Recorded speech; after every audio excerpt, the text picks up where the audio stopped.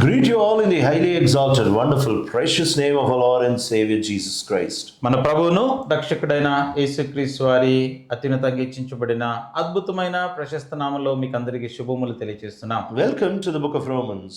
రోమీయులకు రాసిన పత్రికకు స్వాగతం. Turning our Bibles to Romans chapter 4 and verse 10. రోమీయులకు రాసిన పత్రిక 4వ అధ్యాయము 10వ వచనాన్ని చదువుకుందాం. Under what circumstances was it credited? Was it after he was circumcised or before? It was not after but before. మంచిది, అది ఏ స్థితి యందు ఎంచబడెను? సున్నతి కలిగి ఉండినప్పుడా, సున్నతి లేనప్పుడా?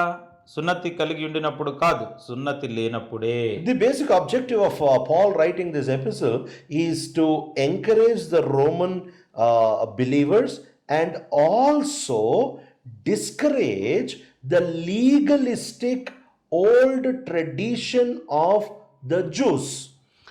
అపోస్తలుడైన పౌలు ఈ పత్రికను రాస్తున్నప్పుడు ఉద్దేశం ఏంటంటే రోమాల్లో ఉన్న విశ్వాసుల్ని ప్రోత్సాహపరచడానికి, అదే సమయంలో ఏదైతే ఆచారయుక్తమైన యూదా మత సంబంధించిన ఆచారాలు ఏవైతే ఉంటాయో వాటిని వెంబడించి వాటిని అంతగా ఆయన ప్రోత్సాహపరచకుండా ఆయన నిరాకరిస్తున్నట్టుగా రాస్తున్నాడు. So he is trying to teach the Gentile believers that the righteousness of Christ is totally sufficient for you.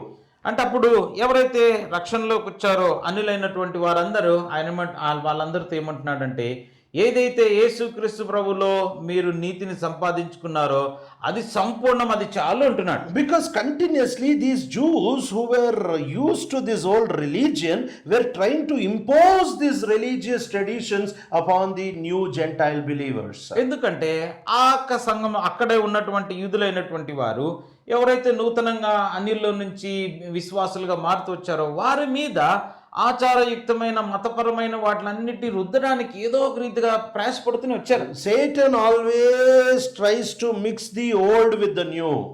ఎప్పుడైనా జ్ఞాపకం పెట్టుకోండి, సాతాను ఏం చేస్తూ ఉంటాడంటే పాతది కొత్తది ఏదో ఒక రీతి కలిపేసి పెడదామని చూస్తూ ఉంటాడు. But the Lord is totally against it. అయితే దేవుడైతే సంపూర్ణంగా దానికి విరోధంగా ఉన్నాడు. And that is why every year, the year of an Israelite started in a very peculiar way.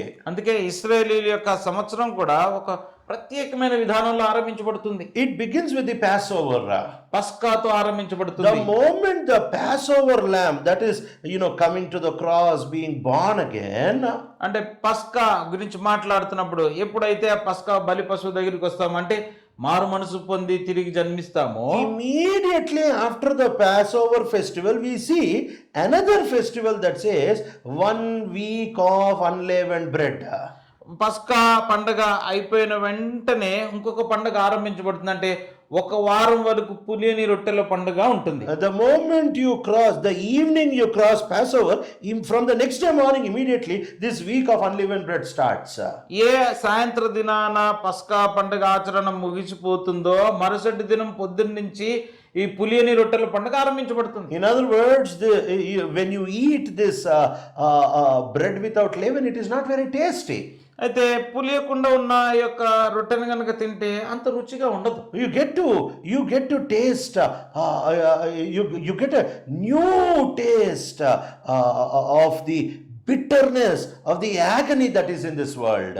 అప్పుడు నీకు అనుభవపూర్వకంగా ఎరిగేది ఏంటంటే ఈ లోకములో ఉన్న ఆ యొక్క చేదు లేకపోతే ఆ నొప్పి, ఆ యొక్క కొత్తదనాన్ని నువ్వు రుచి చూస్తూ ఉంటావు. What happens over 1 week time is, ఆ ఒక్క వారం మధ్యలో జరిగేది ఏంటంటే the past leaven, everything gets spoiled and it is thrown away. ఏదైతే మిగిలిపోయి ఉంటుందో ఆ యొక్క రొట్టె పులిసిపోయింది అంతా కూడా విసిరివేయబడుతుంది. No old year's leaven is carried into a Jewish New Year. కాబట్టి యూదుల యొక్క నూతన సంవత్సరంలోనికి పాత సంవత్సరానికి సంబంధించిన ఏ పిండి కూడా పులిసింది ఏది కూడా కొత్త సంవత్సరంలోనికి రాదు. They begin afresh again. మరొకసారి నూతనంగా ఆరంభిస్తారు. This is what we see even in Exodus. నిర్గమకాండంలో కూడా ఇదే మనకు కనబడుతుంది. So this is God doesn't want that old leaven to come into our new lives. కాబట్టి పాత పిండి పులిపిండి ఏది కూడా మన నూతన జీవితంలోకి రావాలని దేవునికి ఇష్టం లేదు. Our righteousness is not because we keep the commands or the traditions or the customs of the Old Testament. మన యొక్క నీతి ఏదో పాత నిబంధనను కూర్చిన ఆజ్ఞను లేకపోతే ఆచారాలు అలవాట్లు చేయడంలో వచ్చింది కాదు. Our righteousness is totally different. It comes from the person of Christ. మన నీతి సంపూర్తిగా వేరేటువంటిది. ఇది కేవలం యేసు ప్రభు అన్న వ్యక్తిత్వంలో నుంచి మనకు దొరికింది. And now Jews have a great problem with this. దీంతో యూదులకు పెద్ద సమస్య వచ్చి పడింది. Because they say, we have suffered so much. We have gone through circumcision. We have suffered so much. We have given so many things. And suddenly you and I coming to the same stage, we can't take it. అప్పుడు వాళ్ళు అంటారు కదా, దీన్ని సంపాదించుకోవడానికి మేము ఎంతో ప్రయాసపడుతూ వచ్చాము, సున్నతి పొందుతూ వచ్చాము, కష్టపడుతూ వచ్చాము, ఇప్పుడు ఉన్న వాటిని ఉండేసి నీవు నేను ఒకే స్థానంలో ఉన్నామంటే అది వాళ్ళకి ఒప్పుకోవట్లేదు. They were not able to digest that the sacrifice, the righteousness of the Lord Jesus Christ brought the Jew and the Gentile onto a same plane. When the Jew suffered so much and the Gentile did not do anything. ఇప్పుడు పరిస్థితి ఎలాగొచ్చిందంటే, ఈ యొక్క సున్నతి పొందినప్పుడు యూదుడు ఎంతో ప్రయాసపడుతూ వచ్చాడు, అయితే అన్యుడైనటువంటి వాడు అటువంటి ఏం ప్రయాస లేకుండా యేసుప్రభు వారు ఏదైతే కార్యాన్ని ముగించుతూ వచ్చినాడో ఆ సమయానికి వాళ్ళిద్దరు కూడా ఒకే స్థానంలో ఉంచేసరికి యూదులు దాన్ని జీర్ణించుకోలేకపోయారు. And that's why somehow the Jews wanted to pull these Gentiles into their faith and take them through that suffering, take them through that pain, so that they will have a high view of the Jewish believers. కాబట్టి అక్కడ ఉన్నటువంటి కొందరు యూదులు ఏం చేశారు, అన్యుల్లో నుంచి రక్షించబడుతూ వచ్చిన వారిని బలవంతంగా వారి యొక్క విధానాల్లోనికి లాక్కొని వచ్చి ఆ యొక్క శ్రమ గుండా ఆ నొప్పి గుండా వెళ్ళేటట్టుగా చేస్తూ వచ్చారు. కారణం ఏంటి, వాళ్ళు యూదులైనటువంటి వారు ఎంత ఉన్నతులో అని వారి మనసులో ఊహించుకోవాలని అలా ప్రయాసపడుతూ వచ్చారు. Oh, but when you look at their founding father Abraham, you get to understand that Abraham was justified before he was circumcised, before he did anything, absolutely anything. He was justified by faith. అయితే వాళ్ళ మూల పురుషుడైన అబ్రహాము చూసుకున్నట్లయితే ఆయన నీతిమంతుడిగా తీర్చబడింది ఎప్పుడు అనంటే, ఇంకా తన నుంచి ఏ కార్యం లేనట్టు సున్నతి కూడా పొందకుండా ఉన్నప్పుడే. What God was telling, he just believed, that's all. That was counted as righteousness. దేవుడు ఏం చెప్తూ వచ్చాడు, ఆయన దేవుని నమ్మాడు, అది అతనికి నీతిగా ఎంచబడుతూ వచ్చిందండి. Whether Old Testament or New Testament, there is only one way a person can become righteous before God, and that is by faith. కాబట్టి పాత నిబంధన అయినా కొత్త నిబంధన అయినా ఏ సందర్భంలో అయినా ఒక వ్యక్తి దేవుని ఎదుట నీతిమంతుడిగా ఎంచబడుతున్నాడంటే అది విశ్వాసం వలననే. Those people believed in a coming Christ. We believe in the Christ who has already come and finished his work. అది వరకు ఉన్నటువంటి వారు రాబోచున్న మెస్సీయ యేసు ప్రభు నందు విశ్వాసం ఉంచిన వాళ్ళు. మనమైతే అది వరకే యేసు క్రీస్తు ప్రభు వారు వచ్చి తాను జరిగించిన కార్యమందు మనం విశ్వాసం ఉంచిన వారు. The moment you try to do something, immediately God leaves you to your fate, saying, if you're trying to do, then do it yourself. Because when you try to do, what you're trying to tell is, God cannot forgive me without my actions. అయితే దానికి మినహాయించి ఏదైనా నువ్వు చేసి దానికి జతగట్టాలని ప్రయాసపడినట్లయితే దేవుడు నిన్ను నీకు వదిలేస్తాడు. ఎందుకంటే చేసుకో, నీ చేసింది చేసుకో. ఎందుకు, ఒకవేళ అలాగ చేసినప్పుడు తర్వాత నువ్వేమంటావు, నన్ను నీతిమంతునిగా తీర్చడానికి నా యొక్క ప్రమేయం లేకుండా ఆయన చేయలేకపోయాడని చెప్పే అవకాశం ఉంది. You are not giving God his place.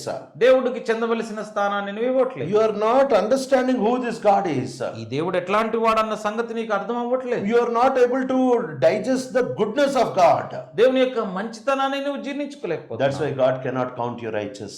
అందును బట్టి దేవుడు నిన్ను నీతిమంతుడిగా ఎంచడు. Just freely Abraham believed God. ఉచితముగా అబ్రహాము దేవుని యందు విశ్వాసం ఉంచాడు. Abraham believed that I was a very bad idolater, but still God will forgive me. Abraham ఏమి విశ్వాసం ఉంచాడు, నేను భయంకరమైన విగ్రహారాధికుడిని అయినప్పటికీ దేవుడు నన్ను క్షమిస్తాడు.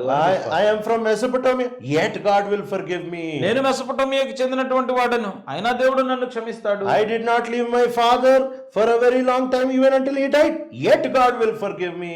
నా తండ్రి చనిపోయేంత వరకు నేను ఆయన విడిచిపెట్టలేదు, అయినా దేవుడు నన్ను క్షమిస్తాడు. Oh, he believed the person of Christ. యేసుక్రీస్తు ప్రభు అన్న వ్యక్తి యందు ఆయన నమ్మకించి He believed the goodness of God. దేవుని యొక్క మంచితనమందు విశ్వాసం. It is all by faith. Don't look and have faith upon your nature or your actions.